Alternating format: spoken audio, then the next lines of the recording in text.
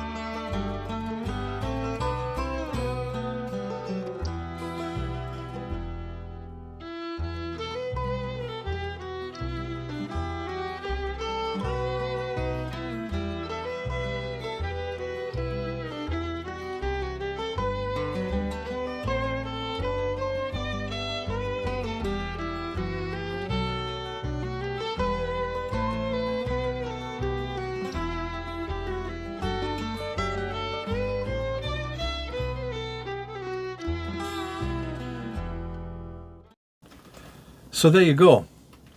Now that's either a pawn for a very large chess set, or it's a snowman. Don't worry about the flat top, because that's going to get sanded off at a slight angle so the top hat comes off at a jaunty angle. So the next thing is just to put this back on the lathe, get it sanded off, and we're done for that. And then we make the hat. I've saved it from the sanding, and we're just going to saw this off and get on with the hat. Okay, so now we've got the body done. Now we need to make the top hat. So we've got a bit of walnut on. It's got a few little bug holes, but this is going to be the brim. This is going to be the hat itself. So hopefully be able to get that bug hole out. A little bit of tear out, but once we get further down the line and get it sanded, that'll be fine. Anyway, let's make a top hat.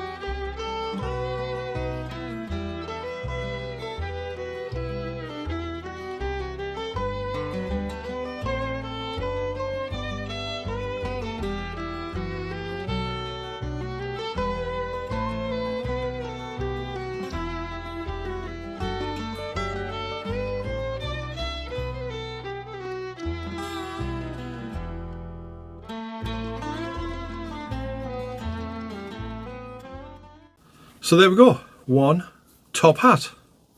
We've angled the brim up slightly just to give a bit more strength to it, because obviously with it being so thin it's going to be kind of weak.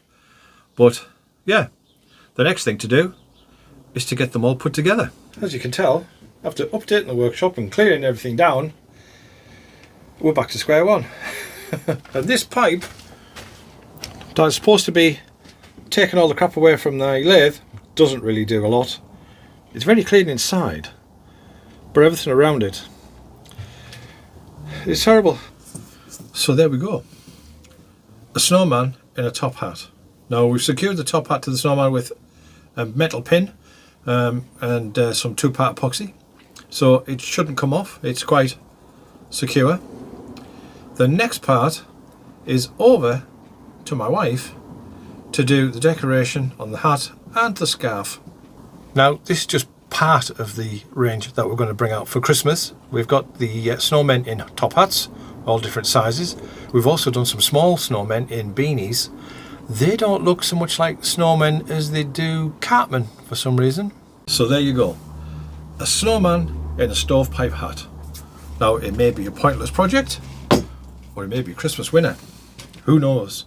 Watch this space. So anyway, until next week, see you later.